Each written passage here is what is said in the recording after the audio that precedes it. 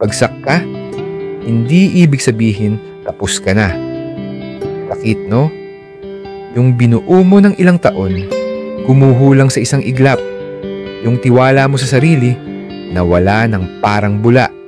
At habang lahat ng tao abala sa mga tagumpay nila, ikaw, abala sa pagtitipon ng lakas para lang bumangon sa kama. Pero hindi mo alam, sa bawat araw na hindi ka sumuko, nagkakabit ka ulit ng piraso ng sarili mong pagkatao.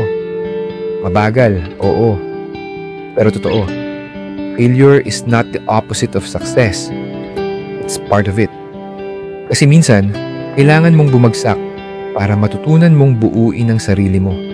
Hindi para sa validation, kundi para sa sarili mong kapayapaan. Di mo kailangan sumigaw ng I'm okay.